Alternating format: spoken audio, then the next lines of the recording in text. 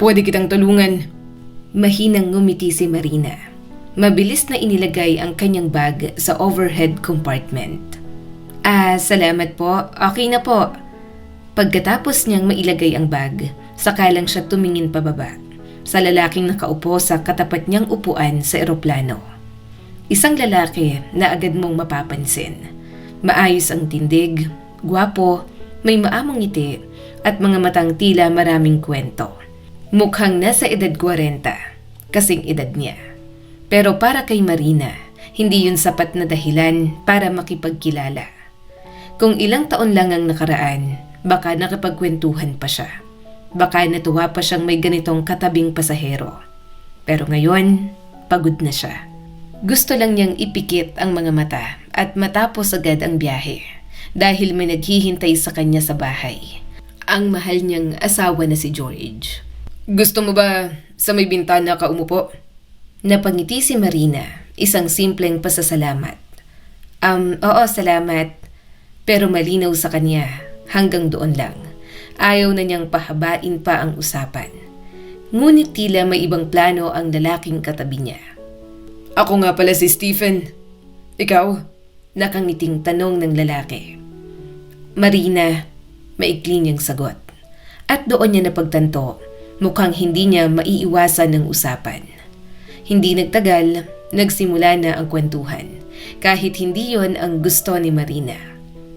Ang tatay ko, kapitan ng barko dati. Buong buhay niya nasa dagat. Habang nagsasalita si Marina, tila bumabalik siya sa mga alaala ng nakaraan. Kami ng mama ko, sa bahay lang naghihintay sa kanya. Pangarap niya na magkaroon ng anak na lalaki na susunod sa yapak niya.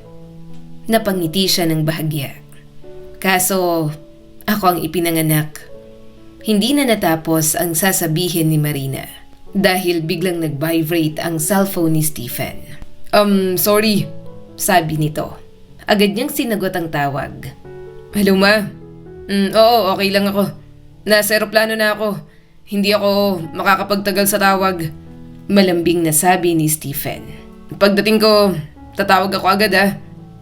Sige ma, love you.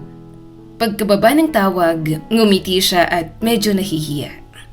Siguro iniisip mo, mamasboy ako, no? Pabirong sabi ni Stephen. Hindi naman, normal lang naman yan.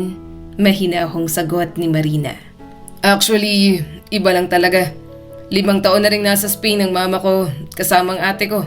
Kamakailan lang, nag-80th birthday siya, kaya pinuntahan ko.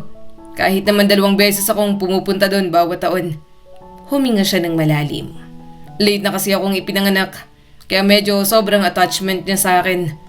Pero siguro naiintindihan mo yon. Lahat naman ng nanay, ganun, di ba? Sandaling natahimik si Marina. Tumalikod siya ng bahagya para hindi mahalata ang ekspresyon sa kanyang mukha. Wala akong anak, mahina niyang sabi. Sa sandaling yun, tila may bumigat sa hangin sa pagitan nila. At dahil sa isang biglaang emosyon, hinawakan ni Stephen ang kamay ni Marina. Pasensya na, hindi ko sinasadya, maingat niyang sabi. Pero kahit papano, may magulang ka pa rin, hindi ba? Ibig sabihin, anak ka pa rin nila. Dahan-dahang tumingin si Marina sa kanya, diretso sa mata. Wala na rin akong magulang, matatag pero puno ng sakit niyang sabi. Biglang natahimik si Stephen at doon nagsimula ang mas mabigat na kwento. Naaksidente ang tatay ko, kaya kinailangan niyang iwan ang dagat. Pero hindi niya kinayang buhay sa lupa. Para sa isang lalaking buong buhay ay nasa dagat, ang tahimik na buhay ay parang kulungan.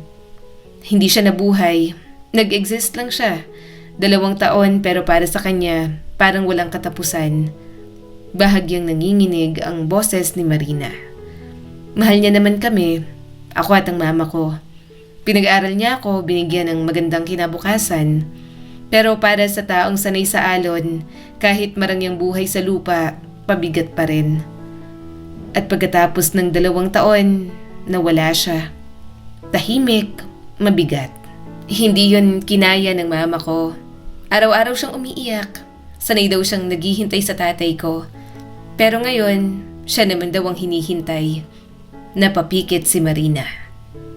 40 araw lang ang pagitan. Sumunod na rin siya.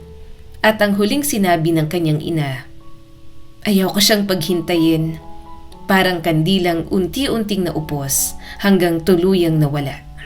Napayuko si Stephen. Ang lungkot naman ang kwento mo. Hindi pa ako nakarinig ng ganun. Huminga siya ng malalim. Pero yung mama ko kahit namatay ang tatay ko, hindi na siya nag-asawa ulit.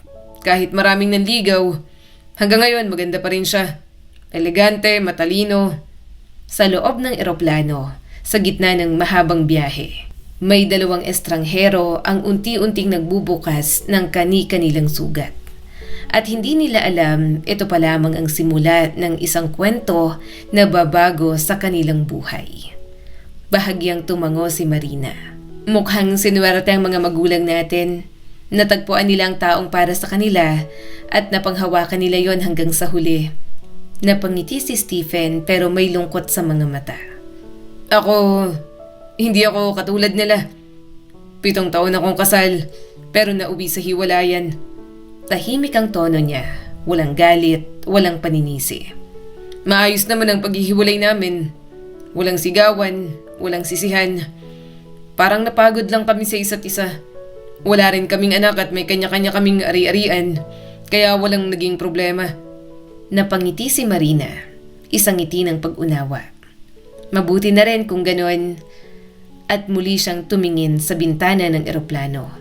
Tahimik at malalim ang iniisip. Dahil sa totoo lang, hindi rin naging madali ang pag-ibig para kay Marina. Mula pagkabata, tahimik na si Marina. Isang batang hindi pala imik, hindi pala kaibigan, at ang dahilan, ang kanyang ina. At ang nanay niyang si Helen. Isang asawa ng kapitan ng barko na buong buhay ay umiikot sa pagmamahal sa asawa. At nang ipinanganak si Marina, para sa kanya, ito ang paraan para mapanatili ang pamilya. Inilipat niya ang sobra-sobrang pagmamahal mula sa asawa papunta sa anak. Si Marina lumaki sa isang mundo na puno ng pag-aaruga, pero kulang sa kalayaan. Hindi siya nakakapaglaro sa labas. Hindi siya nakikipagkaibigan. Hindi siya sumasama sa mga kasing edad niya. Maliban na lang sa paaralan. At halos lahat ng oras niya, ginugol niya sa bahay. May hawak na libro. Mahilig siyang magbasa, nalulunod sa mga kwento na parang siya ang bida.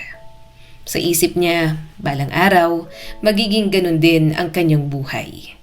Pinakapaborito ni Marina ang mga nobelang pag-ibig. Mga kwento ng matapang, gwapo at mabait na lalaki na kayang ipaglaban ang babaeng mahal nila. Sa kanyang imahinasyon, gumuhit siya ng isang perpektong lalaki. Malakas, matapang, maunawain, at higit sa lahat, mapagmahal. Pero sa totoong buhay, iba ang mga lalaki. Sa likod ng gwapong mukha, madalas ay may tinatagong kahinaan, o kaya naman ay kababawan. Unang beses siyang umibig noong first year college. Ang pangalan niya ay Elliot. Kaklase niya, mayaman at sanay na hindi tinatanggihan. Pero si Marina, iba siya. Siya ang unang babaeng tumanggi sa kanya. Hindi ka talaga sasama sa akin? Gulat na tanong ni Elliot. Hindi alam ng binata na sa likod ng katahimikan ni Marina, halos himatay na siya sa hiya at kilig. May gagawin pa kasi ako. May klase pa ako, tapos may music lessons. Naiilang niyang sagot. Music lessons? Anong klaseng class yun? Nagtatakang tanong ng binata. Training para sa pandinig at memory sa music. Tumawa si Elliot. Talaga? Interesado ka sa ganyan? Gusto kasi ng mama ko na maging well-rounded ako. Tumango si Elliot. Ngunit maya-maya'y ngumiti siya at parang may naiisip. Nakaskip ka na ba ng klase? Agad umiling si Marina. Subukan natin ngayon. Seryosong sabi nito. At bago pa siya makapagsalita, hinawakan ni Elliot ang kanyang kamay. Napatingin si Marina sa classroom. Unti-unti nang napupuno ng mga estudyante. Parang may 2 boses sa isip niya. Isa ang takot, isa ang pananabik.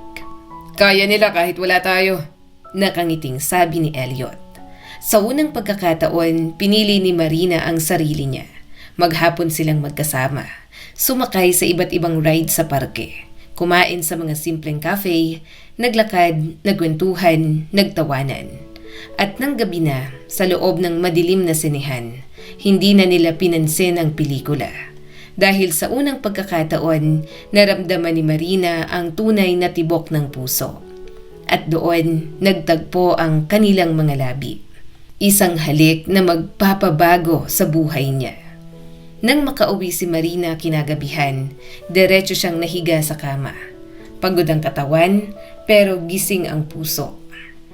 Paulit-ulit na bumabalik sa isip niya si Elliot. Ang ngiti nito, ang paghawak sa kanyang kamay, ang paraan ng pagtingin sa kanya. Mabait, maasikaso, at higit sa lahat, napakagwapo. Doon, tuluyang nahulog si Marina. Hindi lang basta nahulog, kundi lubusan. Para sa kanya, natagpuan na niya ang kanyang prinsipe.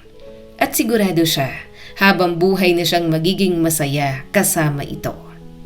Kahit ang kanyang ina na palaging nagbabantay sa kanya ay wala ring nagawa. Dahil lubos na nabihag ni Elliot ang puso ni Marina. Ngunit mas masakit pala ang pagbagsak kung gaano kataas ang lipad. Hindi nagtagal, nanlamig si Elliot. Parang hangin lang na biglang naglaho. Matapos niyang makuha ang gusto niya. Mas pinili niya ang ibang mundo. Isang mundong puno ng party, barkada, mabilis na kotse sa gabi at kung sino-sinong babae. At sa gitna ng makulay niyang buhay, si Marina naging walang kulay. Boring, tahimik, hindi bagay. Isang araw, hindi na nakatiis si Marina. Mahal mo pa ba ako? Mahina at nanginginig niyang tanong. Tumingin siya sa mata ni Elliot. Ang mga mata niya'y dati puno ng pag-asa, ngayon ay may bahid na ng lungkot. Hindi kita minahal. Walang emosyon na sabi ng binata. Parang tumigil ang mundo. Inimbento mo lang yan. Tuloy-tuloy na sabi nito. Parang sinuntok sa dibdib si Marina. Mas masakit pa sa anumang sampal. Inaasahan ni Elliot na iiyak siya. Magmamakaawa, aamin ng pag-ibig. Pero hindi. Tahimik siyang tumalikod at lumakad palayo nang hindi man lang lumilingon. Hindi alam ni Elliot na may mas malalim pang kwento. Isang lihim na hindi nalaman ng kahit sino. Kahit ang sariling ina ni Marina, hindi niya rin nalaman. Dahil si Marina ay buntis noon. Mag-isa niyang hinarap ang problema. Mag-isa niyang pinasa ng sakit. Humanap siya ng doktor na tumulong sa kanya upang wakasan ang lahat. Hindi niya alam na sa desisyong yun, tuluyan niyang isinuko ang pagkakataon niya na maging isang ina. Ilang araw siyang nakaratay sa kama. Pinaniwala ang kanyang ina na simpleng sakit lang yon. Para hindi na siya gambalain, sinabi niyang hiwalay na sila ni Elliot. At dahil doon, hinayaan niya siya ng kanyang ina. Mula noon, ibinuhos ni Marina ang sarili sa pag-aaral. Wala ng Elliot, wala ng pag-ibig, at nalampasan niya ang lahat. Pero may bahagi ng puso niya na tuluyang nawasak at hindi na muling gumaling. Pagkalipas ng maraming taon, madalas niyang tanungin ang sarili. Paano kung tinuloy ko ang pagbubuntis? Paano kung nilabanan ko ang lahat? Iniwan ang pamilya, iniwan ang pag-aaral, umalis sa lugar na yon para lang mabuhay ng walang hiya. Pero si Marina, lumaki sa protektadong mundo. Hindi siya handa sa laban ng buhay, kaya sumuko siya. Hindi niya kailanman nakalimutan ang nangyari. At higit sa lahat, hindi niya napatawad ang sarili niya. Matagal bago siya muling nagtiwala, hanggang sa dumating si Arnel. Akala niya'y ito na. Pero nagkamali na naman siya. Dahil hindi pala pag-ibig ang hanap nito, kundi ang kanyang yaman. At sa pagkakataong yon, mas mabilis siyang bumitaw. Pero may nadagdag na namang sugat sa puso niya. May iba pang dumating. Iba't ibang lalaki, iba't ibang pangako, pero iisa ang ending. pagkabigo. Sa huli, pinili ni Marina ang sarili. Pinili niyang mag-isa. Naging matagumpay si Marina, isang businesswoman na kilala hindi lang sa Pilipinas kundi pati sa ibang bansa. Palaging nasa biyahe, palaging abala, palaging matatag. Pero sa likod ng lahat ng tagumpay, may isang pusong tahimik na nag-iisa. Isang araw, habang abala si Marina sa airport, pauwi mula sa isang business trip, may tumawag sa kanya. "Marina!" Pamilyar na boses ng isang lalaki. At nanlaki ang kanyang mga mata. Si Elliot ang naroon. "Ang ganda mo pa rin," nakangiting sabi nito. "Saan ang biyahe mo?" "Sa Japan," maikli niyang sagot. Hindi natuwa si Marina sa muling pagkikita nila, pero hindi niya napigilang pagmasdan ito. Malayo na sa dating Elliot. Tumaba, hindi maayos ang ahit at ang suot halatang hindi na bago. "At ikaw?" tanong niya. Hindi ako aalis." Napakamot ito sa ulo. "Nagtatrabaho ako dito sa airport." Tumango si Marina. Wala na siyang ibang gustong marinig. "Sige, Elliot, kailangan ko nang umalis." "Marina, baka pwedeng magkita tayo minsan." May pagmamakaawang sabi nito. Ngunit tulad ng dati, umiling si Marina. Tumalikod at naglakad papalayo. Hindi na siya lumingon pa. Habang si Elliot nanatiling nakatayo. Pinapanood siyang mawala sa gitna ng maraming tao.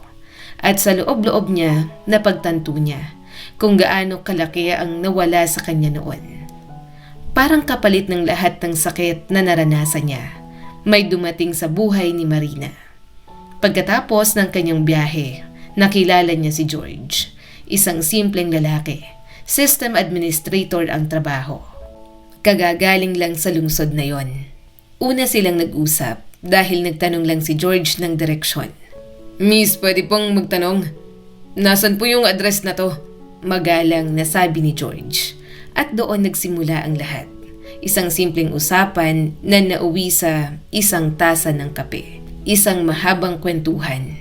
Pagod na sa sakit, gutom sa pagmamahal, muling nagtiwala si Marina. At sa pagkakataong yon, hindi siya nabigo. Sa loob ng ilang taon, magkasama sila ni George. Si Marina ang sumusuporta sa kanilang buhay. Pero si George hindi naman nagkulang sa pagmamahal. Almusal sa kama. Masarap na hapunan pag-uwi niya. Mga bulaklak, maliliit na regalo, pero punong-puno ng halaga. Habang inaalala ito ni Marina sa eroplano, napangiti siya. Napansin niyo ni Stephen ang ngiti ni Marina. Ang babaeng maganda pero may lungkot sa mga mata. Ngunit kapag ngumiti, parang sumisikat ang araw. At nang maglanding ang eroplano, hindi napigilan ni Stephen ang sarili. "Pwede bang magpalitan tayo ng number?" Sandaling natahimik si Marina. "May asawa na ako," matatag niyang sabi. At muli, umalis siya. Nawala sa gitna ng maraming tao. Hindi tumawag si Marina kay George. Gusto niya itong sorpresahin. Pero pagdating niya sa kanilang kondo, may nakita siya na hindi niya inaasahan. Si George kasama ang isang babae. Yumuko si George papunta sa babae.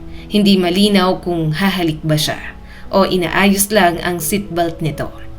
Hindi nakita ni Marina ang eksaktong nangyari, pero may kumurot sa puso niya. At bago pa siya makalapit, umandar ang sasakyan at umalis si George nang hindi man lang siya nakita. Dahan-dahang umakyat si Marina sa kanilang unit. Pagpasok niya, agad niyang napansin ang gulo. Ang kama, parang ginamit ng hindi maayos. Ang mesa may mga maruruming plato. At malinaw, para yon sa 2 tao. Parang may sumuntok sa dibdib niya. Kinuha niyang cellphone at tinawagan niya si George. "Hey honey, kumusta ka? Tatawag pa lang sana ako." Masayang sabi nito. Pinilit ni Marinang maging kalmado. "Ayos lang. Ikaw?" Ayos din. Kakaligo ko lang. Matutulog na ako. Nasa kama ako ngayon. Iniisip kita." Pumikit si Marina. Huminga ng malalim at sinabi, "Hindi, George. Ako ang nasa kama natin ngayon." Biglang tumahimik ang kabilang linya. Dumating ka na? Nauutal na sabi nito. Oo, ngayon lang. Halos magkasabay lang tayo sa labas. Kasama mo yung babae. George, anong ibig sabihin nito? Saglit na katahimikan ang sumunod. Marina, pupunta ako dyan. Makalipas ang 30 minuto, dumating si George. Pagod, tahimik, at parang may mabigat na dalang sikreto. Tumingin siya kay Marina at doon inamin niya ang katotohanan. Marina, may anak ako. Parang tumigil ang oras. Marina, may anak ako at napapikit si Marina. Hindi siya sumigaw, hindi siya nagalit. Pero sa loob niya, parang may unti-unting nadudurog. Yung babaeng nakita mo, si Isabel yun. Siyang nanay. Hindi ko alam na buntis siya noon. Isang beses lang kaming nagkasama bago kita nakilala. Tumingin siya kay Marina at punong-puno ng pagsisisi. Kamakailan lang siya bumalik. Hinahanap ako at humihingi ng pera. Wala na kaming relasyon. Yung bata lang, hindi ko kayang pabayaan kasi may sakit siya. Tahimik na nakinig si Marina. Hindi niya alam kung ano ang mararamdaman. Galit, awa, pagkalito. Ilang araw ang lumipas, may isang desisyon si Marina. Dalhin mo ako sa kanila, matatag niyang sabi. Hindi nag-atubili si George. Isang oras lang, narating nila ang isang maliit at maruming apartment. Isang matandang babae ang nagbukas ng pinto. Pasok! Walang ganang sabi nito. Sa loob, mabaho, masikip at malungkot. At doon, nakita ni Marina ang bata. Isang payat, mahinang batang lalaki. Mahimbing na natutulog sa lumang sofa. Lumapit siya ron at sa unang pagkakataon, may kung anong kumurot sa puso niya. Nasaan ang nanay niya? Mahina niyang tanong. Bumili ng gamot at yung matanda, nanay niya. Tumango si Marina. Pero ramdam niya, hindi yon ang buong katotohanan. Paglabas nila, may sinabi siya. Bukas, aalis ako. Pagbalik ko, dadalhin natin siya sa ospital. Ako nang sasagot sa lahat. Determinadong sabi ni Marina. Napangiti si George at hinawakan ang kamay niya. Salamat, mahal na mahal kita. Kinabukasan, tahimik na umalis si Marina. Hindi niya ginising si George. Hindi niya alam na yun na ang huling beses na makikita niya ito. Pagbalik niya, nanlumo siya. Wasak ang apartment, wala na ang mga mahalagang gamit. Lahat ninakaw ni George. Tumakas ito kasama ang babae. Napangiti si Marina, isang mapait na ngiti. Siguro, ito talagang tadhana ko, ang maging mag-isa. Pumunta siya sa apartment ng bata. Sigurado siyang nandoon si George, pero iba ang kanyang nalaman. Abay, wala akong alam dyan, naiinis na sabi nito. Yung Isabel, umalis na kahapon kasamang boyfriend niyang si George. Parang binuhusan ng malamig na tubig si Marina. Anong boyfriend? Hindi ko anak yun, nagre-renta lang yun dito. At ang bata? Ay noon, patay na yung nanay niya. Iniwan lang sa akin. Biglang lumabas ang bata. Malalaking mata, mapungay, pero may kakaibang liwanag.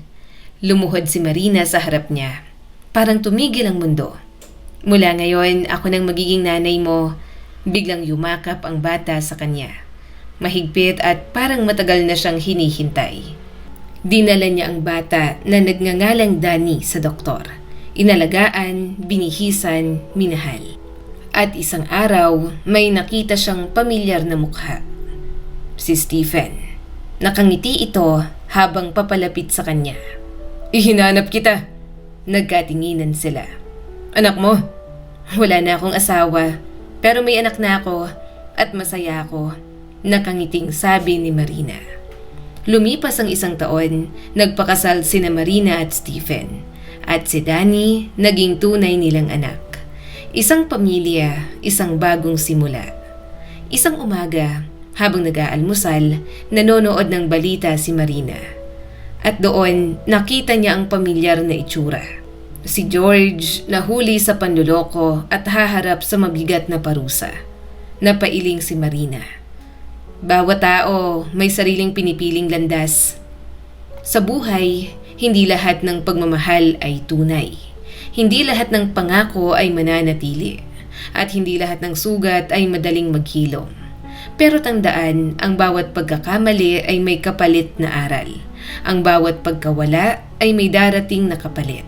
At ang bawat pusong nasaktan ay may pagkakataon pa ring muling magmahal. Minsan, kailangan mong mawala ang lahat para mahanap ang totoong para sa'yo. Muli, ako po si Skylar Guro at sana may bago na naman kayong natutunan sa kwento natin ngayon. Maraming salamat po.